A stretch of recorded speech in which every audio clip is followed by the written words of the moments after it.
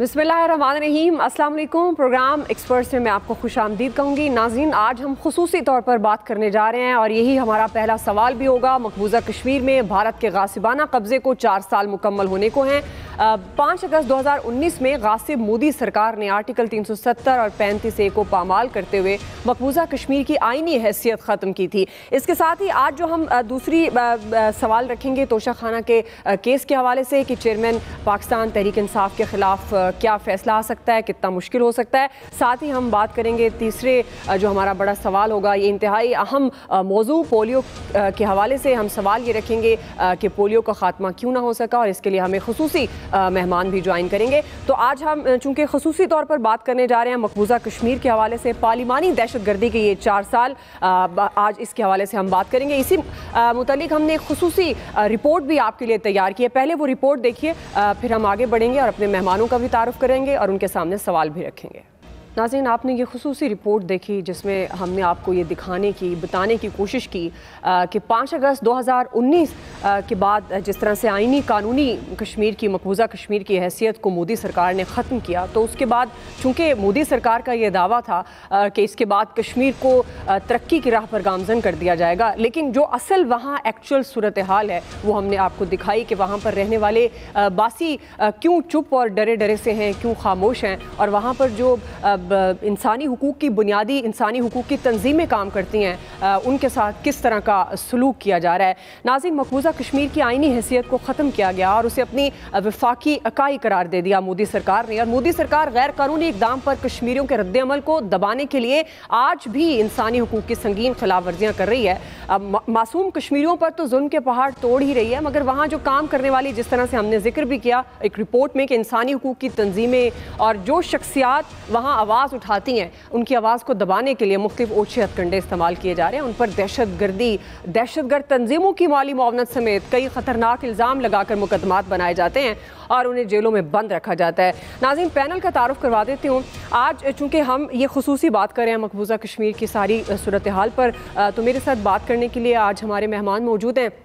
अल्ताफ़ हुसैन वानी साहब, जो किसी तारुफ के मोहताज नहीं है, Kashmir institute of international relation के चेयरमैन भी हैं। इसके साथ ही हमारा जो रेगुलर पैनल है वो भी हमारे साथ मौजूद होगा, जिसमें अयाज खान साहब हैं, आमिर इलियास राना साहब हैं, फैसल हुसैन साहब, नवीद हुसैन साहब और मोहम्मद इलियास साहब हैं। मैं आप सबको खुश आमदीद कहूँगी, और अल्ताफ़ हुसैन वानी साहब, मैं आपको खुसूसी तौर पर अपने शो में वेलकम करूँगी। आपसे ही मैं आगाज़ करूँगी, चूँकि जब ये मोदी सरकार ने आइनी और कानूनी हैसियत ख़त्म की, आर्टिकल 370 और 35A, उस वक्त से लेकर तकरीबन 4 साल हो गए हैं। अल्ताफ़ हुसैन वानी साहब, जो मोदी सरकार पोर्ट्रे करता है दुनिया के सामने, वो तो बिल्कुल ही मुख्तलिफ है, लेकिन जो वहाँ पर हकाइक हैं, जो वहाँ पर एक्चुअल सिचुएशन है, जो वहाँ पर कश्मीरी बासी बर्दाश्त कर रहे हैं, जुल्म सितम बर्दाश्त कर रहे हैं, वो एक्चुअल सिचुएशन बिल्कुल ही मुख्तलिफ है। आप किस तरह से देख रहे हैं अब तक ये 4 सालों में, आपको क्या लगता है? क्योंकि पाकिस्तान ने तो बारहा दुनिया को आईना दिखाने की, भारत का असल चेहरा दिखाने की कोशिश की,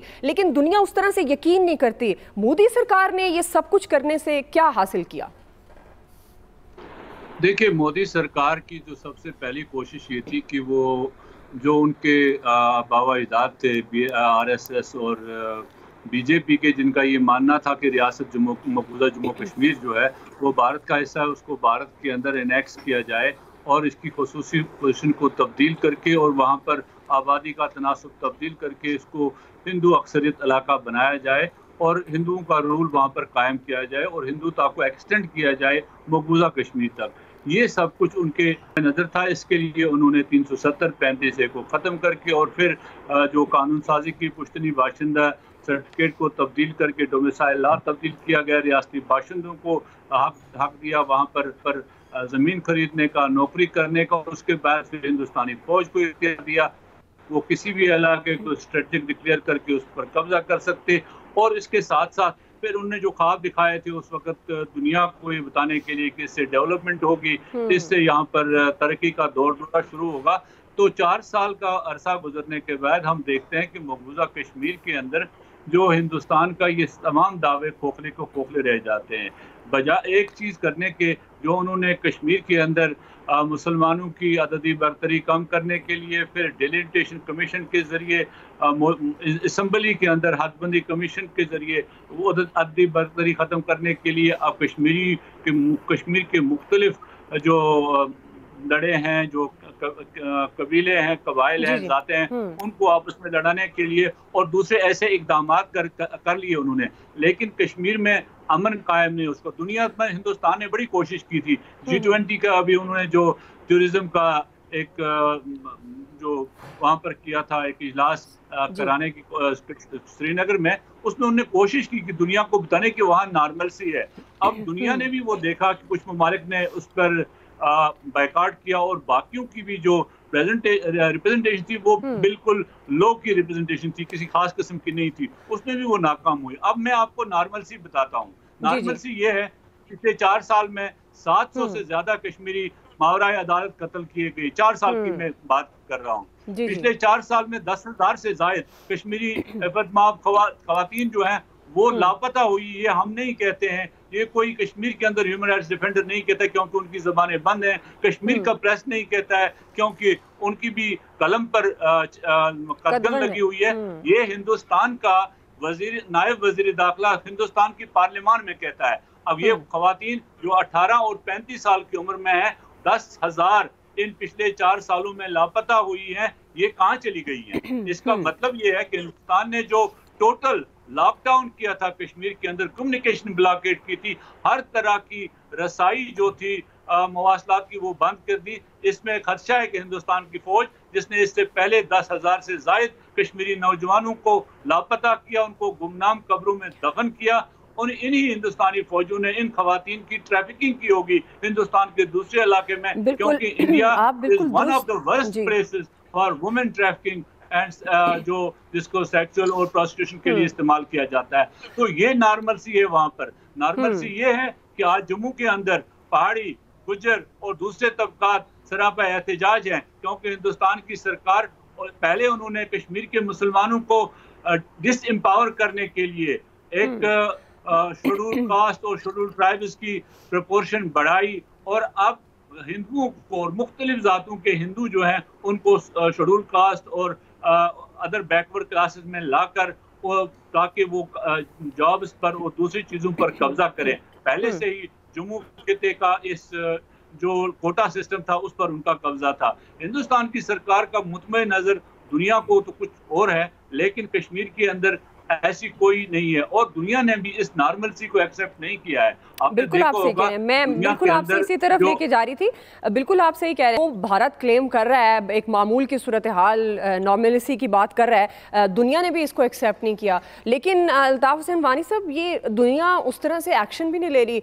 जिस कदर बुनियादी इंसानी हुकूक की खिलाफ वर्जी हो रही है, जिस कदर बर्बरियत का शिकार किया जा रहा है, और ख़वातीन से मुतल्लिक जो इंकशाफात पहले भी सामने आते रहे और अभी आप भी शेयर कर रहे हैं, मासूम बच्चों से मुतल्लिक जवान गायब कर दिए जाते हैं, कोई घर का बंदा बाहर काम करने नहीं जाता, अगर कोई दो फर्द हैं तो वो एक पीछे रखवाली के लिए होता है, घर वालों का ख्याल रखने के लिए होता है, घरों के लिए छत नहीं है। ये किस तरह का जो इन्होंने जब आर्टिकल तब्दील किया इंडिया ने, तो उसने तो यही कहा, दुनिया को बताया कि मैं तो बहुत बेहतर करने जा रहा हूँ। तो अल्ताफ हुसैन वानी साहब, आपको लगता है कि पाकिस्तान जिस तरह से आवाज़ उठाता आया, क्या कोई कमी रह गई है, या आईनी हैसियत ख़त्म कराने के लिए अब क्या ऑप्शंस हैं जो इस्तेमाल किए जा सकते हैं, अगर हम आगे बढ़ते हुए बात करें तो? देखिए, अब आगे बढ़ने के लिए जो ऑप्शंस हमारे पास हैं, एक तो देखिए, हमें किसी सतह पर भी हुकूमत पाकिस्तान ने जहां भी हो सका, जिससे भी हो सका, उसने कोशिश की दुनिया में आवाज़ उठाने की। लेकिन आज की दुनिया जो है, ये आपको पता है कि ह्यूमन राइट्स या इसके जो तकाज़े हैं, ये सिर्फ इस्तेमाल किए जाते हैं कमज़ोर ममालिक को विक्टिमाइज़ करने के लिए। लेकिन जहाँ पर उन बड़े ममालिक को, बड़ी पावर्स को अपने मफादात हैं, इक़्तिसादी मफादात हैं, उनके और इंटरेस्ट हैं, वहाँ पर वो सरफ नज़र करते हैं। हम देखते हैं हिंदुस्तान के सिलसिले में जिस तरह से हिंदुस्तान इंसानी हकूक़ की पामालियों का मुर्तकब हो रहा है। अभी हिंदुस्तान का UPR हुआ, हिंदुस्तान को सिविल सोसाइटी ने बहुत ज़्यादा जो कहा कि हिंदुस्तान अपना जो ह्यूमन राइट्स रिकॉर्ड दुरुस्त करे, लेकिन बदकिस्मती से Hindustan they went away with it, और बड़ी ताकतों ने इस पर कोई बात नहीं की। कोई सिलसिला नहीं किया। तो इस वजह से हम देखते हैं दुनिया के अंदर तनाज़ात बढ़ रहे हैं। ये उनका जो डबल स्टैंडर्ड्स हैं उससे दुनिया के अंदर तनाज़ात बढ़ रहे हैं, ख़त्म नहीं हो रहे हैं। लेकिन हमें यहाँ रुकना नहीं है। कश्मीर के अंदर कश्मीर के लोग ये तमाम मज़ालिम सह रहे हैं, लेकिन वो हिंदुस्तान की कोई बात मानने के लिए तैयार नहीं है। हमारी लीडरशिप जो कि भारत के हुकूमत खानों में है, पिछले कई साल से वो बंद है, और उनके खिलाफ जो कॉन्कॉर्डेड केसेस बनाए गए उनके खिलाफ, और उन्हें साइलेंट करने के लिए, उनको दबाने के लिए, उनको टर्नल डिक्टेट करने के हिंदुस्तान ने क्या कुछ नहीं किया। और मोहम्मद यासीन मलिक को जिस तरह आपने देखा कि उनको उम्र कैद की सजा दी गई, अब उनके लिए दिया गया है कि जनाब आपको हिंदुस्तान की NIA ने अदालत से रजू किया है, हाई कोर्ट से, कि इनको सजाए मौत दी जाए। इसके बावजूद भी कश्मीरी क़यादत बाज नहीं हुई, उसने किसी तरह से हिंदुस्तान की बात को तस्लीम नहीं किया।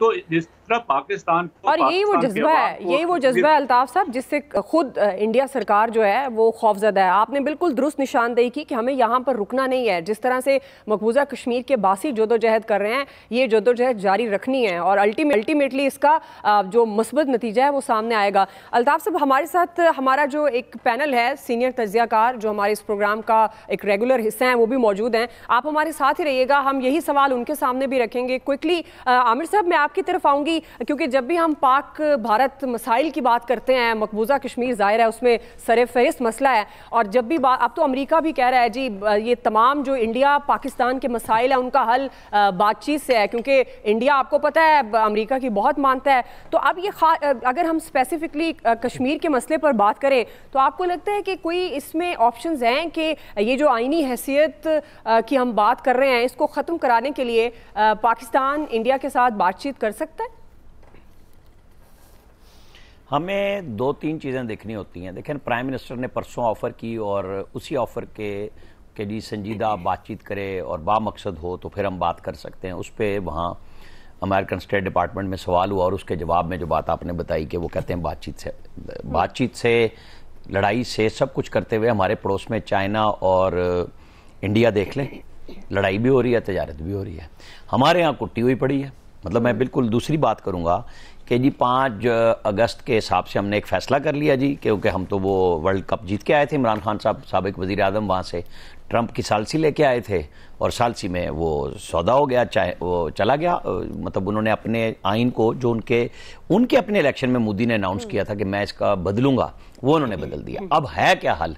बातचीत क्या है? जो अगर आप अपने पड़ोस को अच्छा मानते हैं और बात करते हैं तो वो कहता है मसाइल को सामने रखो, बातचीत रखो, तिजारत करो, लेकिन जिस चीज़ पे आपको इतराज़ है उसको रखो, चाहे इंटरनेशनल बॉडी में बिठाओ। यहाँ पे हम दुनिया भर से घुमा फिरा के चीज़ें, इंडिया की पाकिस्तान की चीज़ें वहाँ पहुँचती हैं। हमारी तो ज़ाहिर थोड़ी सी एक्सपोर्ट है, जो उनको ज़रूरत होती है, ज़्यादा चीज़ें हमें सस्ती मिल सकती हैं। हमारे मकबूजा कश्मीर के जो मुसलमान भाई हैं वहाँ पे, ज़ाहिर है ये गुफ्तगू उनके लिए अच्छी नहीं है, लेकिन मुझे बताएं कि हम ना तो उन पर प्रेशर डाल रहे हैं इंडिया पे कि उनके लिए कोई रिलीफ ही ले सकें, ना हम गुफ्तगू करते हैं कोई बहुत सीरियस, यानी 5 अगस्त आ रहा है, 5 फरवरी आ रहा है जी, UN में आ रहे हैं, बस वहाँ पे हम बयान शान दे लेते हैं, इसके अलावा तो हम कुछ नहीं करते। अच्छा, फिर वो जैसे शहबाज शरीफ साहब ने तकरीर की जज्बाती होकर, तो उस वक्त खान साहब वज़ीर आज़म ने कहा अच्छा मैं क्या जंग कर दूं? उन्होंने जवाब में यही कहा था ना। तो भाई जंग करें या ना करें, जो लीडरशिप है बैठ के फैसले तो करें ना। आप उनके लिए कम से कम आसानियां तो दुनिया को डलवा के, आप वहां पे हमारे गल्फ के अमीर तरीन लोगों ने मेरी इत्तला के मुताबिक इन्वेस्टमेंट प्लान की हुई है, कुछ ने जगह खरीद ली है, और वो मुसलमानों से ही खरीदी जा रही हैं। वहां बड़ी बड़ी इंटरनेशनल जब इन्वेस्टमेंट्स हो जाएंगी, आप कैसे लड़ने चले जाएंगे? इशू ये है कि अपने घर में एक कंसेंसस पैदा करें, फिर दुनिया में जाएं और मसले को हल कराएं, जिस तरह भी आपने करना है। जी अयाज साहब। देखिए दुआ, मैं इस पे बात करने से बेहतर है कि मैं, अगर आप इजाज़त दें तो वानी साहब से एक सवाल। जी बिल्कुल आप कर सकते हैं। जी वानी साहब, यहाँ हमेशा ये बात होती है कि जी हम इंडिया को रोक नहीं सके, उन्होंने ये कर लिया, और ये इल्ज़ाम हमेशा साबिक वज़ीर आज़म इमरान खान साहब पे आता है। मुझे सिर्फ इस चीज़ का जवाब चाहिए कि जब 2/3 मेजॉरिटी मोदी के पास थी तो हम किस तरह से रोक सकते थे इसको, ये जो उन्होंने कर लिया? मुझे बस ये ज़रा समझा दीजिए। जी वानी साहब। देखें, बुनियादी बात तो ये है, ये कहना मैं हमेशा ये कहता हूँ, किसी पर इल्ज़ाम तराशी करें, हम साबिक वज़ीर आज़म पर इल्ज़ाम लगाएं और साबिक वज़ीर आज़म मौजूदा वज़ीर आज़म पर या उससे साबिक वज़ीर आज़म पर इल्ज़ाम लगाएं, इससे हम एक गलत मैसेज कश्मीरियों को भी दे रहे हैं, अपने कौम को भी दे रहे हैं और अपने आप को भी दे रहे हैं। देखिए, पहली बात तो ये थी, हम हिंदुस्तान के साथ बातचीत नहीं कर रहे थे उस वक्त, हमारे हिंदुस्तान के साथ कोई बातचीत नहीं थी। हमारे लिए कोई रास्ता नहीं था इसको रोकने का। हाँ, हमने इस पर जो एहतजाज किया, उस एहतजाज के बारे में मैं ज़रूर ये कहूँगा, पाकिस्तान के अंदर पाकिस्तान की जो सियासी पार्टियां थी, चाहे वो हुकूमत थी चाहे वो अपोजिशन थी, अगर हुकूमत थी उसने, इमरान खान साहब ने बहुत ज़बरदस्त तकरीर अक़वाम मुत्तहिदा में की, उसके बाद की, लेकिन जो अगर हम तहरीक इंसाफ एज ए सियासी पार्टी उसका रद्द-ए-अमल ऑन ग्राउंड देखें, कश्मीर के बारे में यहाँ पर देखें तो बड़ी मायूसी होती है। मुस्लिम लीग नून का रद्द-ए-अमल देखें, बड़ी मायूसी होती है। पीपल्स पार्टी का रद्द-ए-अमल देखें तो बड़ी मायूसी होती है, क्योंकि अवामी सतह पर पाकिस्तान के अंदर किसी किस्म का एहतजाज नहीं हुआ उस किस्म का जिससे आप दुनिया को ये बताते कि 22 करोड़ अवाम पाकिस्तान के कंसर्न्ड हैं। क्योंकि पॉलिटिकल पार्टीज जो है हमारी, दे ओनली वो तो सिर्फ एक दूसरे पर इल्जाम तराशी करते रहे, जिससे केस कमजोर ही होता है, लोग आपको सीरियस नहीं लेते हैं। हिंदुस्तान के अंदर सारी चीजें अपनी जगह, उनकी खामियां कोताहियां सब, लेकिन हिंदुस्तान जब कश्मीर के बारे में या पाकिस्तान के बारे में कोई चीज आती है तो हिंदुस्तान की सारी सियासी जमातें एकजुट होकर हमारी बैशिंग करती हैं और हमारे खिलाफ बात करती हैं। बिल्कुल, आप दुरुस्त निशानदेही करें, और ये यूनिटी की तो वाकई बड़ी शिद्दत से इसकी कमी है। और अगर एक सियासी जमात का कोई इसको लेकर कोई पॉलिसी है तो वो अगली सियासी जमात जो अगर वो हुकूमत में आती है तो उसको कंटिन्यू नहीं करती है, बल्कि ये एक ब्लेम गेम है जिसका आप जिक्र भी करें। नाज़रीन, अभी हम एक ब्रेक लेते हैं, ब्रेक से वापस आएंगे, इसी तमाम तर मामले पर बात करेंगे। नवीद साहब हमारे साथ हैं, फैसल साहब हमारे साथ हैं, इलियास साहब हमारे साथ हैं, उनका भी पॉइंट ऑफ व्यू लेंगे। हमारे साथ रहिए। वेलकम बैक नाज़रीन, हम बात करें मकबूजा कश्मीर में भारत के गासिबाना कब्जे को 4 साल मुकम्मल हुए हैं। फैसल साहब, यही बुनियादी सवाल आपकी तरफ, अब 4 सालों में ज़ाहिर है मोदी सरकार ने तो जो किया मकबूजा कश्मीर में आपके सामने है, जिस तरह से बुनियादी इंसानी हुकूक की खिलाफ वर्जियाँ और जो वो सह रहे हैं मकबूजा कश्मीर के बासी, लेकिन पाकिस्तान का रद्द-ए-अमल कितना मौसर रहा आपके ख्याल में? देखिए, इमानी साहब ने तो आपको बता दिया कि जो पाकिस्तान का किसी भी हुकूमत में जो भी मौक़िफ़ रहा या जितना भी एहतजाज रहा, उससे कश्मीरी अवाम जो है वो मुतमईन नहीं है। अब जब कश्मीरी अवाम ही मुतमईन नहीं है उससे, तो फिर आपने अपने मुखालफिन को या दुनिया को क्या जो है वो झंझोड़ना है, उनको क्या बेदार करना है। तो फिर बेहतर यही है कि जो आमिर साहब ने फार्मूला बताया और ज़मीनी हक़ाइक़ के भी वही करीब है कि भाई दोस्ती कर लो, आपके भी बहुत सारे मसाइल हल हो जाएंगे। और दोस्ती करने के बाद गालिब तरीन इम्कान है कि कश्मीर के मसले का भी कोई ऐसा हल निकल रहा है जो दोनों फरीकैन बल्कि तीनों फरीकैन को जो है वो काबिल कबूल हो। इसके अलावा आपके पास कोई ऑप्शन नहीं है। एक तो आप लड़के ले नहीं सकते, दुनिया आपकी बात पे कान धरने को तैयार ही नहीं है। आपका करीब से करीब भी कोई दोस्त मुल्क है ना, वो आपकी कश्मीर के मामले में तो कम से कम आपका वो साथ देने को जो है वो तैयार नहीं है।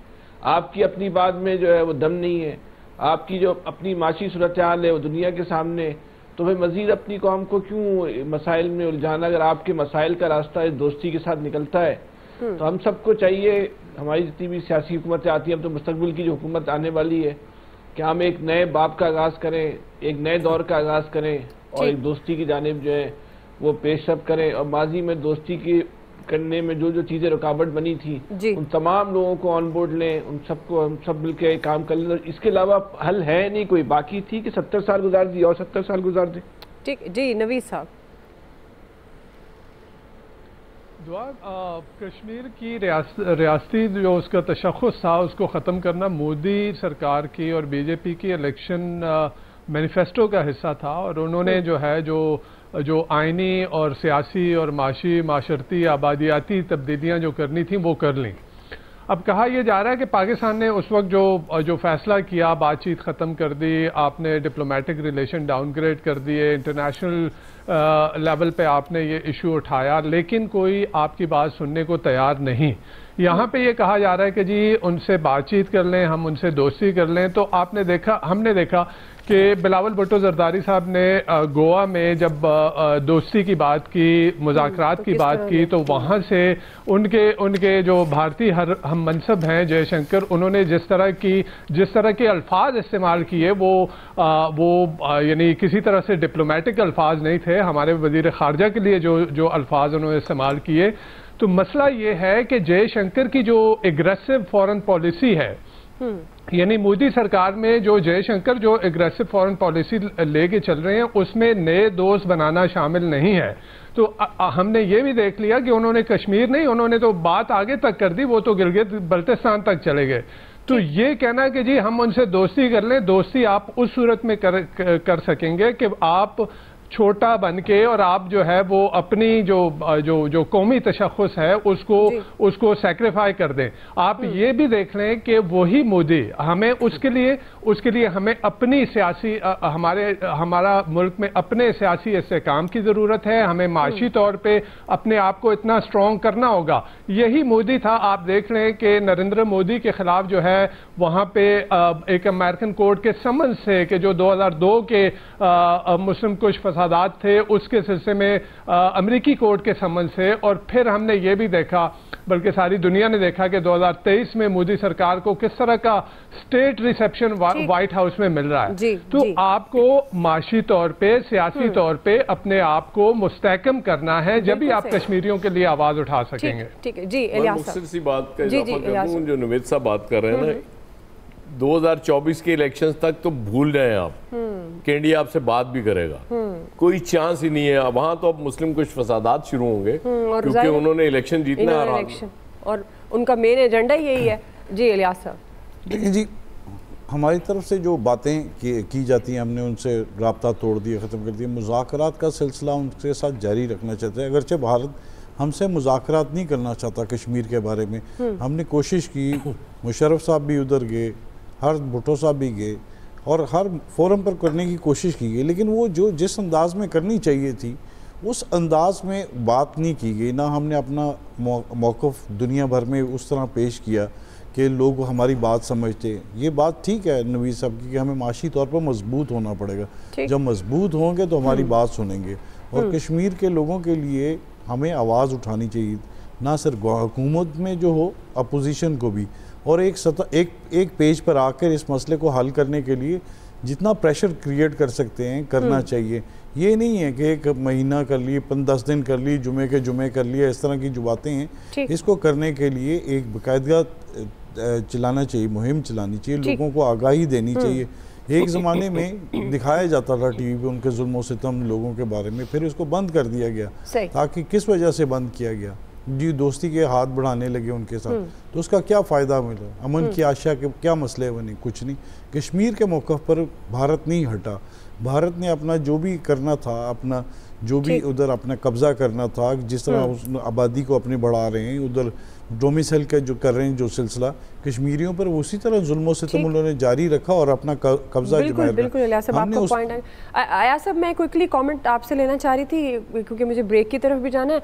अब सिफारती सतह पर पाकिस्तान ने कोशिश तो की, जिस तरह से साबिक वज़ीर आज़म भी बोले, अभी जो वज़ीर ख़ारजा हैं बिलावल भुट्टो ज़रदारी, उन्होंने भी बात की, और भी जिस तरह से हमें आपको याद होगा कि जुमे के दिन भी एक एहतजाज की भी मुहिम चलाएगी। तो ये सिफारती सतह पर जितनी भी कोशिशें हैं जो अब तक की पाकिस्तान ने, वो कामयाब क्यों नहीं हो सकी? देखिए, कामयाबी आपको नहीं मिल सकती दुआ। एक माइट है, आप तो कर्ज आपको नहीं मिल रहा, आपकी मैशत की ये हालत है। मतलब गरीब रिश्तेदार मुंह नहीं लाते लोग। ये तो फिर दो मुल्कों का मामला है, वो क्यों आपसे बात करेंगे इन हालात में? और ये इन्होंने इलियास साहब ने मुशर्रफ साहब का जिक्र किया। मैं समझता हूं कि जब वाजपेयी आए थे पाकिस्तान में नवाज शरीफ के दौर में, वो टर्निंग पॉइंट था। वो तारीख में उस वक्त अगर मुआहदा हो जाता कश्मीर पे तो शायद किस्मत बदल जाती, लेकिन वो सबोताज करने वाले वो मुशर्रफ ही थे। बिल्कुल जी, अल्ताफ हुसैनी साहब ने खुसूसी तौर पर हमें ज्वाइन किया, उनका भी शुक्रिया, तमाम पैनल का शुक्रिया। क्योंकि अभी हम एक ब्रेक ले रहे हैं नाज़रीन, ब्रेक से वापस आएंगे तो जिस तरह मैंने आगाज़ में जिक्र किया, पोलियो के हवाले से हमारा खुसूसी सेगमेंट होगा और हम ये सवाल रखेंगे कि पाकिस्तान से पोलियो का खात्मा क्यों नहीं हो सका। राय लेंगे ब्रेक के बाद। हमारे साथ इस मौजू पर खुसूसी मेहमान भी मौजूद होंगे, हमारे साथ रहिएगा। नाज़रीन, 1 अगस्त से बलूचिस्तान, पंजाब और इस्लामाबाद के 37 मखसूस अजला हैं जहाँ इंसदादे पोलियो मुहिम के दौरान 5 साल तक के बच्चों को पोलियो से बचाव के कतरे पिलाए जा रहे हैं। नाज़रीन, पाकिस्तान पोलियो के खात्मे के करीब पहुँच गया है। गुज़श्ता साल सिर्फ 2 केसेस सामने आए और इम्कान यह है कि रवां साल पाकिस्तान में पोलियो 0 हो जाएगा। पोलियो वायरस का खात्मा करीब, मगर ख़तरा बदस्तूर बरकरार है। पोलियो के खात्मे की कोशिशों के दौरान मुख्तलिफ वाक़यात में अब तक 18 पोलियो वर्कर्स और 49 पुलिस एहलकार शहीद हो चुके हैं। इसलिए नाज़रीन, इन इन कुर्बानियों को ज़ाया मत होने दें। जब भी पोलियो वर्कर्स आपके दरवाजे पर दस्तक दें तो आगे बढ़कर अपने 5 साल तक के हर बच्चे को पोलियो से बचाव के कतरे पिलवाकर उम्र भर की माजूरी से बचाएं। गैर जिम्मेदारी का एक लम्हा उम्र भर के पछतावे का सबब बन सकता है। अपने 5 साल से कम उम्र बच्चों को उसके लाइलाज और जानलेवा मर्ज से बचाने के लिए हर मुहिम के दौरान पोलियो से बचाव के कतरे लाजमी पिलाएं। इसी से मुतल्लिक सवाल रखेंगे। हमारे साथ खुसूसी हमारे जो मेहमान हैं वो मौजूद हैं। डॉक्टर शहजाद आसिफ बेग हमारे साथ मौजूद हैं। डॉक्टर साहब, बहुत शुक्रिया आपने हमें ज्वाइन किया। जिस तरह से मैंने इंट्रो में भी जिक्र कर दिया, पाकिस्तान पोलियो के खात्मे के बहुत करीब है। आप कितने पुरुमीद हैं डॉक्टर साहब कि रवां साल पाकिस्तान में पोलियो ज़ीरो हो जाएगा? जी, आपने माशाल्लाह बहुत अच्छा इंट्रोडक्शन दिया है। हम पोलियो के खात्मे के करीब हैं, लेकिन ख़तरा दुगना हो गया है। एक पहले ये कि जो वायरस जो पाकिस्तान के अंदर गर्दिश कर रहा था और जिसको हमने कॉर्नर किया हुआ है, और दूसरा वो वायरस जो अफ़गानिस्तान में पाकिस्तान के बॉर्डर के साथ साथ कंधार और नंगरहार में फैल रहा है, और जिसकी वजह से वायरस के पाकिस्तान में वहाँ से आने के भी ख़तरात मौजूद हैं। इसलिए हमारे वालिदैन से यही गुजारिश है कि हर महीने में जब भी हमारी पोलियो की टीमें आपके घर पे आए तो अपने बच्चों को पिला के ज़रूर उस खतरे से अपने आप को महफूज करें। तो डॉक्टर साहब, जिस तरह आप अफगानिस्तान से वायरस की बात कर रहे हैं, तो इस वायरस की जो मुंतकिली है उसको कैसे रोका जा सकता है? क्या ऐसे एक्शन लिए जा रहे हैं? जी, इस दफ़ा इस साल पाकिस्तान में 14 माहौलियाती नमूने पॉजिटिव आए हैं, जिनमें से 10 वायरस जो है वो अफ़गानिस्तान से लिंक है, इम्पोर्टेशंस है। दैट मीन्स के जो वहाँ से पॉपुलेशन मूवमेंट होती है, अक्रॉस द बॉर्डर लोग आते हैं, वो वायरस वहाँ से पाकिस्तान में लेके आ रहे हैं, और जब वो वहाँ से पेशावर, खैबर, रावलपिंडी, कोयटा या कराची जाते हैं तो वो वायरस के इन जगह जाने का ख़तरा मौजूद है। हमारी कोशिश ये है कि हम अपने बॉर्डर्स को स्ट्रेंथ करें, गैर कानूनी नकलो हम हरकत ना हो, और जो बॉर्डर पॉइंट्स हैं जहाँ से लोग आते हैं उन सब को कतरे ज़रूर पिलाए जाएं, इंजेक्शन भी लगाया जाए। इसके बाद जो मूविंग पॉपुलेशन है, नोमैड्स हैं, हम उनकी भी वैक्सीनेशन पे पूरी तवज्जो दे रहे हैं और कोशिश कर रहे हैं कि पाकिस्तान में हर वो इलाके जहाँ पे ये वायरस जा सकता है वहाँ पे एडिशनल कैंपेन्स करें और लोगों को इससे बचाएं। सही। डॉक्टर साहब, आप जिस तरह खुद कह रहे हैं जो एफर्ट इस वक्त पाकिस्तान में की जा रही है पोलियो के खात्मे के लिए, और जिस तरह से एहलकार मैंने अपने इब्तदाई में भी जिक्र किया, 49 एहलकार शहीद हो गए, 18 पोलियो वर्कर्स, ज़ाहिर है ये बहुत बड़ी कुर्बानियाँ हैं और पाकिस्तान कॉन्टीन्यूसली पोलियो के खात्मे के लिए एफर्ट्स कर रहा है, जिसका एक बहुत बड़ा हिस्सा वालिदैन को इस तरफ लाना भी है। आप ज़्यादा बेहतर समझते हैं। लेकिन डॉक्टर साहब, अब हम पाकिस्तान को पोलियो फ्री बनाने, जैसे मैंने इब्तदाई में कहा कि इस साल ज़ीरो की तरफ हम जा सकते हैं, लेकिन बदस्तूर ख़तरा बरकरार है, तो क्या ऐसे रुकावटें हैं जिसकी वजह से हम इस मुहिम को ज़्यादा इफ़ेक्टिव नहीं बना सकते? जी, इस वक्त हमें रुकावट ये है कि कुछ इलाकों में कुछ बच्चे रह गए हैं जिनके वालिदैन जो है वो ज़रा सख्ती का मुजाहरा कर रहे हैं और उन्होंने अपने बच्चों को कतरे पिलाने से सख्त इनकारी हैं। हर 6 माह बाद वायरस एक आध बच्चा ऐसा ढूंढ लेता है जिसके वालिदैन इनकारी होते हैं और उन्होंने अपने बच्चों को कतरे नहीं पिलाए होते। पिछले 1 साल में 11 माह में पोलियो के सिर्फ 2 केसेस हुए हैं और दोनों के दोनों बन्नू में है। इसलिए हमारी वालिदैन से यही गुजारिश है कि वो खासकर वालिदैन हम जिन्होंने बिल्कुल कतरे नहीं पिए या सिर्फ 1-2 दफ़ा कतरे पिए हैं, सबसे ज़्यादा ज़रूरी ये है कि वो अपने बच्चों को कतरे पिलाएं। तो डॉक्टर साहब, ऐसे वालिदैन को मैसेज देने के लिए क्या इकदाम किए जा रहे हैं? अब जाहिर है ये एक एजुकेशन ट्रेनिंग है जो बड़ी ज़रूरी है। जब तक वालिदैन मेंटली इस चीज़ को एक्सेप्ट नहीं करेगा, वो अपने बच्चे को उस दरवाजे तक नहीं लेकर आएगा जहां पोलियो वर्कर्स दस्तक देगा और वो उनको पोलियो कतरे पिलाएंगे, तो उनके लिए क्या ख़ास इकदाम? जी, आपने बिल्कुल ठीक कहा, यही हमारा सबसे बड़ा चैलेंज है। इसके लिए हम उन ख़ास इलाकों में खुसूसी अवेयरनेस कैंपेन भी चलाते हैं, लोगों के साथ कॉर्नर मीटिंग्स भी करते हैं, रिलीजियस लीडर्स को एंगेज किया हुआ है, जो इन्फ्लुएंसर्स हैं उन इलाकों में उनके साथ भी हम एंगेज किया हुआ है। इसके अलावा हमारे सोशल मोबिलाइज़र उन इलाकों में, और ख़ासकर जिन घरों का हमें पता होता है कि वो इनकारी है या दे हैव सस्पिशंस, उनके घर में हमारे मोबिलाइज़र जाकर उनको कन्विंस करने की कोशिश करते हैं। 100% कामयाबी नहीं हो रही, हमें बाज़ लोग सख्ती से इनकार कर रहे हैं। और ये एक ऐसा चैलेंज है जिसका हम सब ने, मीडिया ने, हमने, इन्फ्लुएंसर्स ने, सब ने अपना अपना किरदार अदा करना है, क्योंकि अब हम वाकई ही डिस्क्लोज हैं और अपने अपने इलाकों में वो वालिदैन को कन्विंस करें कि जी आपके बच्चे की वजह से, एक तो आपके बच्चे को ख़तरा हो सकता है और उसकी वजह से, उस बच्चे की वजह से दूसरे बच्चों को भी खतरा हो सकता है। सही, बिल्कुल आपने दुरुस्त कहा। मीडिया की भी ज़ाहिर जिम्मेदारी है और हम ये अपनी ज़िम्मेदारी निभा रहे हैं। अब हम वालिदैन से यही दरख्वास्त करते हैं कि ये जो तहफ़्फ़ुज़ात जिस तरह के होते हैं उनको दूर करके आप अपने बच्चों को जानलेवा लाइलाज मर्ज़ से बचा सकते हैं। डॉक्टर साहब, लास्ट में मैं चाहूँगी कि आप हमारे देखने वालों को कोई मैसेज इस हवाले से देना चाहें तो। जी ज़रूर, बहुत शुक्रिया।